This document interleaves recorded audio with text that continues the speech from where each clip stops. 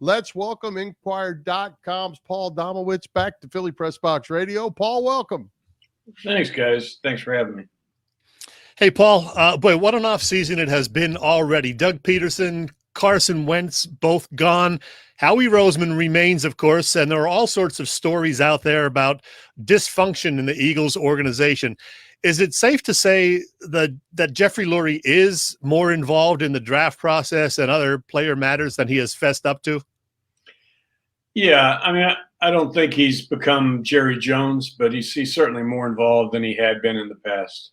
Yeah, what about, Paul, what's the deal with the whole micromanaging thing that's coming out now, it seems, with Peterson and all that? I mean, I guess I'm a little naive because I've only been involved in high school football and my son in college football. Do general managers tell coaches who to play?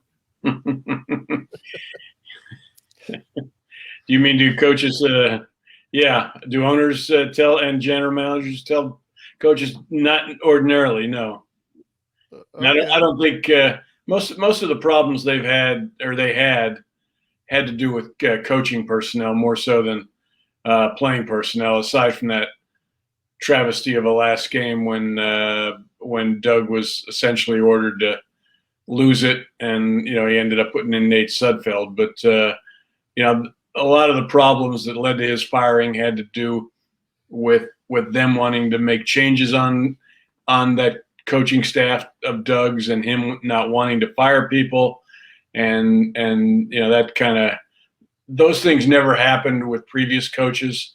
I think they felt they could do it with Doug because he was inexperienced as a head coach. Didn't seem to matter that he had won a Super Bowl in 2017. But I mean, before that, they pretty much picked his initial coaching staff for him. And then when things started to go south in 2016, they wanted him to make changes that he didn't want to make. And that was kind of, the beginning of the end as far as the relationship there. Well, Paul, it's just a coincidence, but today happens to be the 109th anniversary of the sinking of the Titanic. And so this picture just happens to come to mind for me.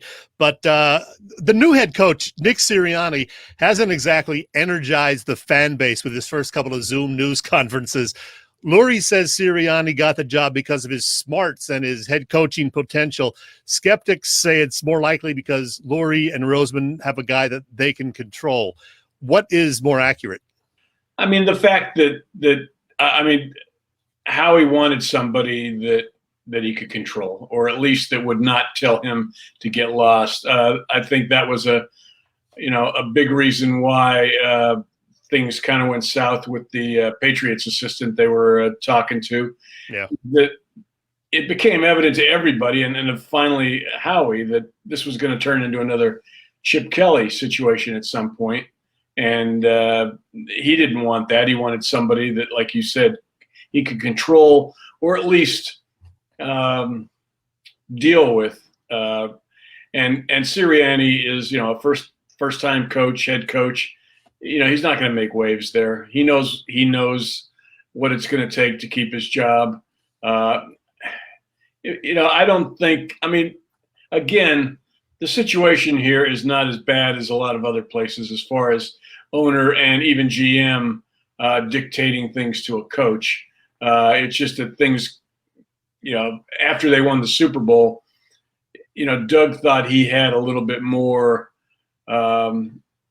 sway in things than maybe they thought he did once things started to go south. So, but Sirianni, for now, it's a happy marriage. But, the problem is always going to be Howie, and, that's not going to be rectified anytime soon. A lot of rumblings going on with the draft coming up here in a couple of weeks, that the Eagles were actually looking quarterback, possibly with all these quarterbacks, young ones coming out. Now there's been trades, and it looks like Jalen Hurts is going to be the guy, at least for this year. Is he in a comfortable spot, or is he just filling a spot here till next year's draft? I mean, it's what he makes of it, and he knows that. There are no guarantees. This isn't a situation where he's been told he's going to be the long-term answer. He's on a 1-year trial. If he can prove to them this year that he can be a franchise quarterback, they'll go forward with that idea and fill around him. If they get to the end of the season and he hasn't played well and they feel that they need someone else, that's why they've stocked up on the first-round draft picks. They've got 3 of them in next year's draft. They could also go out and sign a veteran next year. A lot of options that they'll have. So, but right now, I mean, they're not looking at this as like this is a short-term guy. They're going to give him every opportunity to succeed. You know, they've kept the offensive line intact, which I think is a good thing for Jalen. Lane Johnson's back. They got Jason Kelsey to sign an extension. Brandon Brooks is back. You know, we'll see what happens at left tackle between Jordan Mailata and Andre Dillard, but that's going to be a pretty decent line in front of him. So at least he has a fighting chance going into the season. Paul, I wear this shirt every once in a while just to remind myself they actually won a Super Bowl 3 years ago, because it doesn't feel like it right now. All right, this offseason, several contract restructurings, plus some new additions. Safety Anthony Harris, linebacker Eric Wilson, backup quarterback Joe Flacco, of course. We think he's the backup. And back for a third time, running back Jordan Howard. There wasn't any money for any, big blockbuster signings. But what do you think of these additions? They were okay. I like the Eric Wilson signing. Got a chance to play last year in Minnesota and made the most of it. You know, he's a better cover guy than he is a run defender, but that's where today's game is. So, Harris he's a sufficient safety. You know, we're going to have to see where Rodney McLeod is as far as his rehab. They've got the kid from Clemson that they drafted last year, so they should be okay there. You know, I still think they got to do something. I mean, they re-signed Jordan Howard. I still think they need to get a back in this draft. Miles Sanders is never going to be a between the tackles puncher. I mean, that's just not what he likes doing. You know, last year he didn't do much of anything well. I mean, he couldn't catch the ball. He was out of sync with Carson, ran it okay sometimes, but I think they need a power back to complement him. That was Jordan Howard a couple of years back when he was healthy. I don't think it is anymore. So, I mean, I think, I said this last week. I wouldn't have a big problem in the first round if Najee Harris was there, or the kid from Clemson, Travis Etienne, and they took one of them, because, I mean, that helps your offense. It helps Jalen Hurts, because I think we're going to see this team run the ball a lot more than they have in the past with Doug. So, I'd be okay with that. Well, Paul, the defense, Jim Schwartz is gone.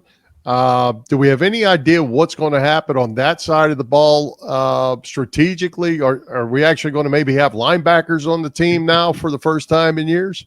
Well, the fact that they signed Wilson would seem to indicate that they do recognize there is a linebacker position. It's we don't know. We haven't had a chance to talk to Gannon in the 3 months he's been on staff. We're supposedly going to finally get a chance to talk to the coordinators after the draft. We're assuming, all we can do is guess, because he's never been a coordinator, that he's going to follow a lot of the things they did in Indianapolis last year, where he was the cornerbacks coach, which basically is going to mean they're not going to do a lot of blitzing. They're going to play a lot of cover two, a lot of the same things Schwartz believed in, except a little bit more importance on the linebacker position, and have the safeties play a lot of split safety type of stuff. So, but that's only a guess, because Gannon may have tricks up his sleeve, may have some ideas of how he wants to change from what they did in Indianapolis that we don't know about. But and I'm also curious to see, how it's going to affect how they draft. Would they take a linebacker in the first round if Micah Parsons is there? They haven't drafted a linebacker in Philly in the first round since Jerry Robinson in 1976, I want to say. 79, I believe. 79, yeah. So it's been a while. It probably won't happen this year. But if Micah Parsons slides down to them wherever they are, he's a special player. So, but right now we don't know what they're going to do with what their draft strategy is. They've traded down once. I think they're still. I think they might consider trading down again because they just can't seem to get enough draft picks. But there's been some suggestions that they might, if they're at 12, and somebody like Patrick Surtain, one of the cornerbacks that they want, is they're at 9. They might trade up so that they can jump over Dallas and get somebody like that. So it's all, right now it's all guessing, but that's where we are. Yeah, I know we've heard Surtain linked to the Cowboys on occasion. Let's say the Eagles stay at 12 and you have the 2 Alabama receivers there, Smith and Waddle. Would Howie go for one of the receivers maybe to make up for some past discretions, taking our thing of Whiteside 2 years ago, that sort of thing? I think it's a good possibility, Chet. I don't think they certainly haven't given up on Rager. I don't know what they're thinking right now with regard to Arcega-Whiteside. He'll be given another chance this year, but regardless, they still need another wide receiver, another impact guy on the other side from Rager, because you're losing. Deshaun Jackson's gone, Alshon's gone, so they need help there. So definitely wide receiver is going to be a possibility. So is cornerback. Mm-hmm. Hey, Paul, you mentioned the offensive line looks like it's intact if it's healthy. What about Zach Ertz? Where's that going to land? And with Ertz and Goddard both back and a solid offensive line, you certainly have something to build with on the offense. Well, there's still a sense that Zach's going to get traded here at some point, whether it's on draft night. He wants out. They're not going to re-sign him to any kind of extension, or at least they hadn't planned to. If maybe that's changed, but I doubt it. So I still think that's a good possibility. They trade him. Right now we don't know how much. Next year, I had asked Sirianni at one of his 2 press conferences, are they going to play a lot of 2 tight end next year? Does he like it? And he kind of, they're going to play whatever their personnel dictates is the best thing to do. If they trade Ertz and don't get a replacement, we probably won't see a lot of 2 tight end. They're going to use. He even suggested using 2 backs, which is something that that Doug almost never did. He used it as a gimmick last couple of years, maybe once or twice every 6 games. So but I still think if we get past draft day and Zach is still on the roster, then I think the chances of him staying one more year increase. It probably means Sirianni had a talk with him, told him, Zach wants to stay. He wants to finish his career as an Eagle. He's got more than 1 year left, though, so I don't know. That's not going to. Unless they give him a new contract, he's not going to be here for the end of when his career ends.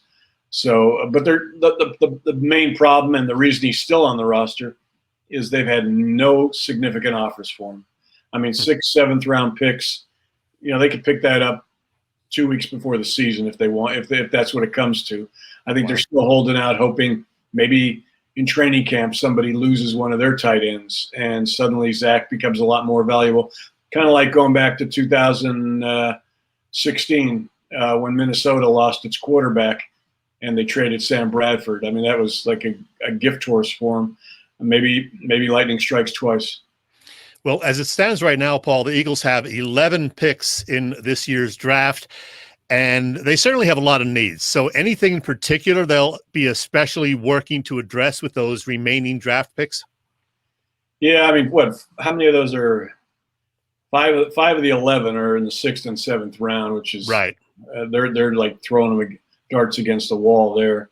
But they do have 4 of the first 84, 5 of the first 123 picks, which are situations they haven't had in a long time. So they have good picks if they draft right, and that's a big if because they haven't been drafting right in a long time. But as far as what they need, they got to find a cornerback. First round is a possibility there, but there are cornerbacks they can get on the first and second days of the draft. Same with wide receiver.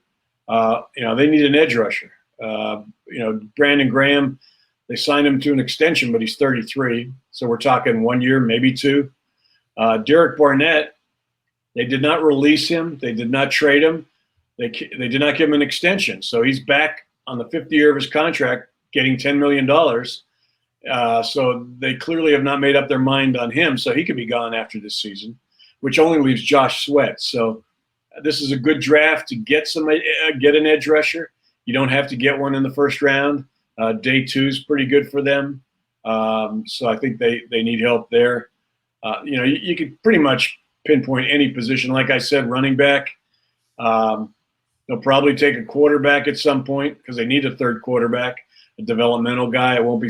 I don't think they're going to pick one high this year. They're not going to shock us again. But yeah, at least they have so many needs that at least they can use the best athlete available approach, because anything they get is going to be a position of need for them. Well, Paul, as an Eagles fan, I'm still irritated by the whole Jeffrey Lurie press conference after the firing of Doug Peterson, where basically, philosophically, they didn't say rebuild, but they did say rebuild. And, they traded back. They lost the game on purpose. They traded back to pick up another number one. I kind of feel like, I don't know, it's like putting lipstick on a pig at this point. They're not really all that interested in this year as much as they are down the road.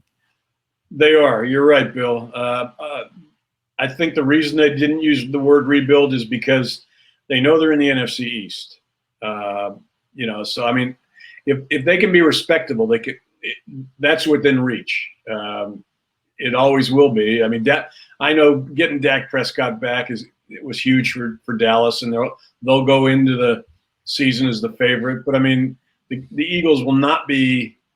It will not be impossible for them to win that division if they played well. I think that's why you've seen them keep some of the parts they've kept. I mean, they could have gotten rid of Brandon Graham. They could have traded Brandon Brooks. They could have done a lot of things like that and just cleaned house, gotten a ton of picks either this year or next year. I think they're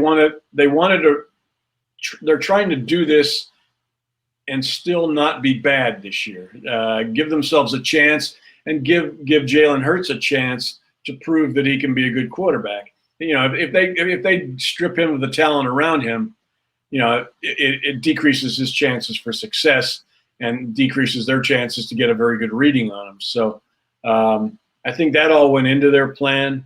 I don't think they'll be horrible this year. I think they'll be better than they were last year. But it'll still be a year where they're looking towards, in the NFL, it only takes a year or two to turn things around, because next year cap money is no longer going to be a problem because of all the dramatic increases with the new TV deals. So, I mean, next year they can go out and sign as many free agents as they want. Other teams can too. But again, we get down to the bottom line of you can have as much cap money as you want. You can have as many draft picks as you want. If you screw it up, if you don't have smart people making the picks, it really doesn't matter. And that's where, that's where all the pressure is on Howie Roseman right now. He's got to be better. Paul, last question. I saw 6.5 as the over-under for the Eagles. It's a 17-game schedule. Do you go over 6.5? You go under? I'd probably go under. I think 6. I'm looking at 6 and 10, maybe. 6 and 11. I mean, 6 and 11. I forgot about that 17. Yeah, see. You know what? It's against the Jets. Maybe 7 and 10. There you go. Yeah, Vegas knows what they're doing. 6.5. Yep. There you go. Well, hey, Paul, we have used up all your time. It flew by. We could do this for the whole hour, but we have to let you go, and we appreciate you taking the time to join us for sure. Thanks for having me, guys. I enjoyed it. Thanks, all Paul. right. Thanks, Paul.